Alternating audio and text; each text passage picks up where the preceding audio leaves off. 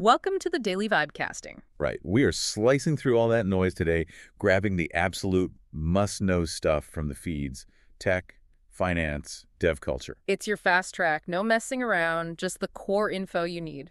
Exactly. Pure signal, no noise. Let's get into it. Okay, kicking off with the AI arms race, which just never stops, does it? Microsoft's making big moves again. We've got a post here from @Satya Nadella. Yeah, he says, supercharged past few weeks as we push the bounds of model-forward innovation across Microsoft 365. A few highlights. And the big highlight really is this consolidation. If you use their stuff, this matters. They've rolled Copilot Pro into Microsoft 365 Premium. Right. So no more separate AI thing to buy. It's just baked in.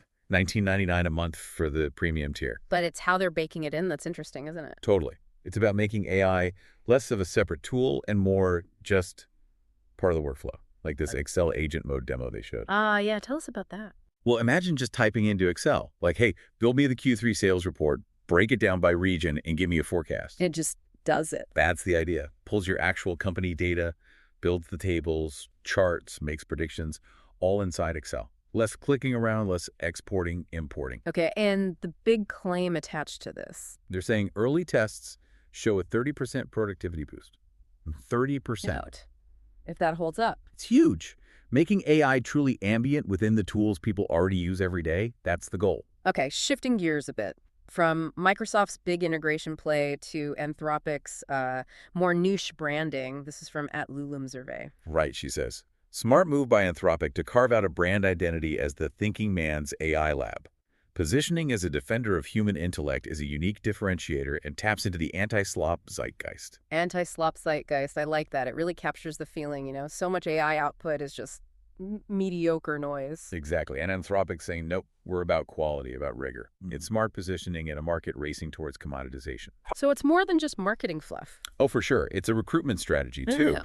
In this environment, with all the ethics debates saying you're principled, that attracts top talent who want their work to mean something, not just churn out features faster.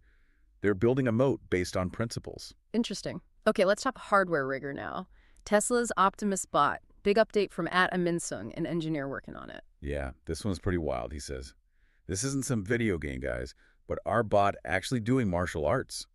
When a humanoid looks like a human and moves like one, it has so much character and personality. The video is nuts, seriously. Synchronized kung fu moves, the balance is incredible. It looks, well, human. And that's the point, right? Yeah. It's real world, it's autonomous. The key thing is they're using the same AI brain they developed for self-driving cars. Okay. So that unified AI is translating driving skills into physical movement skills. Pretty much. It shows how versatile that core AI system is. Moving from navigating roads to complex, dynamic balance, it really hints at what they want Optimus to do eventually, like, versatile tasks around the house or factory. And the ultimate interface for that versatility, well, it gets kind of sci-fi. This next clip, via @ElonClipsX. Yes, Elon Musk. In the future, you'll be able to inhabit an Optimus robot. As we advance the Neuralink devices, you should be able to actually have full-body control and sensors from an Optimus robot. Okay, hold on. We've seen Neuralink controlling cursors with thought. That's already mind-bending. But full mental control of a robot body. That's the vision. It's the Okay. ultimate convergence, right? Neuralink provides the connection, Optimus provides the physical platform. So you could, mentally log in to a robot? Essentially, yeah. Bypass your biological limits. Use Optimus for enhanced mobility, remote work, maybe even exploration. He literally uses the word inhabit. Inhabit. Wow. Okay, that's a lot to process. Let's bring it back down to earth a bit. Developer world. Debates and hardware. First up, a pain point many devs feel. From @Jux Web3x OpenAI. This one. Unpopular opinion. Software engineering is the only job where the interview is harder than the actual job. Interview. Design a distributed system for 10M users. Job. The login button moved 2 pixels. Please fix. Huh. Yeah, that resonates. Why is there such a disconnect? You study algorithms for weeks, then spend your day fixing CSS. It's partly inertia, partly how big companies scale hiring. Standardized, tough theoretical tests are easier to manage for thousands of applicants. But does it predict actual job success? Well, a recent survey said something like 60% of devs feel it doesn't. The day-to-day needs different skills. Debugging, communication, navigating old code bases, not just whiteboarding. Right. Okay, now the flip side. What happens when you don't do the hard thinking up front? A cautionary tale from @MH4YD. POV. You're about to find out why senior devs spend weeks to months on database design. And the story behind this. A junior dev apparently bragged about whipping up a huge, 1,000-line database schema in just 3 hours. Impressive speed. Maybe, but then you see the screenshot. Typos everywhere, naming things like register student. Oh, no! Exactly. That schema is the blueprint for your data. Rush it, make mistakes like that, and you've built problems right into the foundation. It means huge headaches, later scaling issues, data corruption, endless refactoring. So the seniors taking weeks, they're not being slow, they're being careful. They're building something meant to last. You can't rush good architecture. Got it. Okay, switching to consumer tech leaks. iPhone 17 camera whispers from @LeakerApple. Not many people know this, but the iPhone 17 selfie sensor is not actually square, but octagonal. This may explain why we can't use the full 24 MP resolution of the sensor and take super wide square images. Octagonal? That's odd. Why would they do that? What does it mean for photos? It's likely about fitting everything into that tiny front camera module. An octagon shape might help the lens cover the sensor fully, especially for wider shots, preventing dark corners vignetting. So it's a physical constraint. They trade off being able to use every single pixel in certain modes to avoid image quality issues like dark edges. Seems likely. It's a compromise. Maximize resolution where possible, but ensure good image quality across the board, especially edge-to-edge brightness, within very tight space limits. Makes sense. Okay, final hardware point. A warning about used iPhones. This comes from @OutOfGalaxy, a real-world save. Story. How yesterday I avoided my friend from buying a used iPhone 15 Pro with an IPS screen 4IV2. Yesterday at night, he was meant to go alone to meet up with a person from OLX. Okay, so the scam is someone replacing the proper OLED screen on a Pro model with a cheaper IPS one. How do you spot that if you're meeting someone quickly? The key is to check it in low light if you can. Two big tells. First, the blacks. On a real OLED, black areas should look completely off. Pure black. On a cheap IPS replacement, they'll look kind of grayish or dark gray. Ah, because OLED pixels turn off individually. Exactly. Second, check the smoothness. The real screen has 120 Hz per motion. The fake ones are usually 60 Hz. Scroll some text, swipe around. If it looks laggy or choppy compared to what you expect, that's a huge red flag. Good tips. Check the blacks. Check for lag. Could save you a lot of money and hassle. All right, let's pivot to finance, markets, and culture. Starting with a pretty stark statistic from @StatsFeed. Yeah, this one hits hard.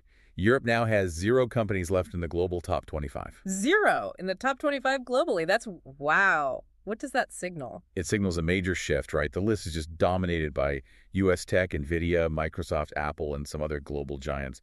Europe's biggest, Novo Nordisk, is somewhere around 30th. Why the decline? Regulation. That's often cited, yeah. Regulatory hurdles, maybe market fragmentation too. Also, perhaps less focus on scaling tech giants compared to the U.S., less venture capital maybe. It's complex, but the trend is clear. It definitely shows where massive value creation is happening right now, scalable tech platforms. Which brings us nicely to Bill Ackman, a summary of his latest shareholder letter from @Fiscale. Bill Ackman just wrote a letter to shareholders explaining why he owns each of his portfolio companies. Here's his updated thesis for his top 10 positions. And his top holding is Uber. Interesting choice for a value guy.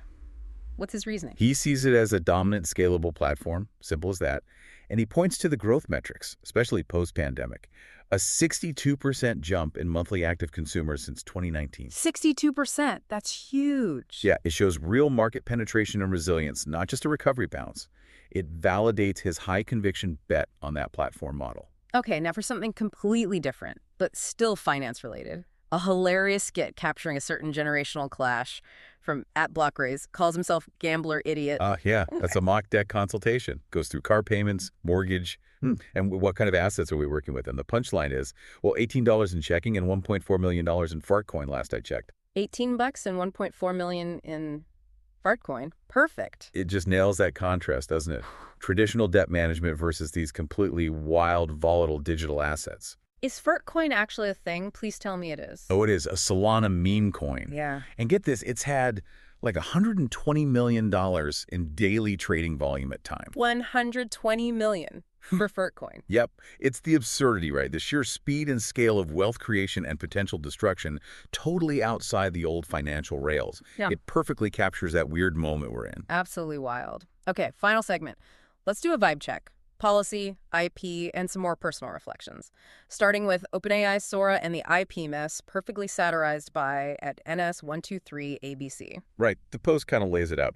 Be OpenAI trained Sora 2 on every movie show ever made without permission, release product with aggressive marketing, day 1-3 Pikachu robbing CVS, Hitler SpongeBob, #1 App Store in 48 hours. Huh.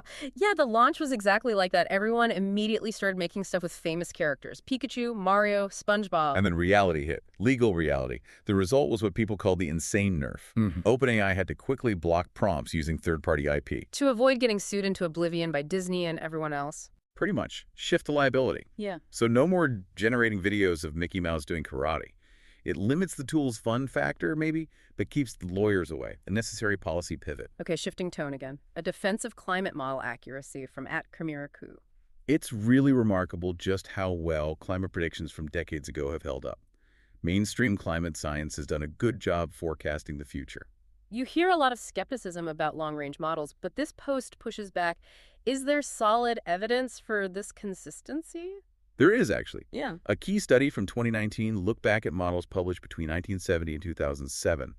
It found 14 out of 17 of them accurately predicted the global temperature trends we actually observed up to 2017. 14 out of 17 Right. over decades. Yeah. That kind of track record provides pretty strong backing for the reliability of the underlying science and the projections we're seeing today. That's important context. Now, some advice for personal sanity in the workplace, especially relevant today, from @DHH. There'll always be more emails in need of reply, more meetings to attend, and more updates to read. But to stay sane and sharp, you must pay yourself first by doing the work that actually means something. Pay yourself first, but with meaningful work, not money. I like that.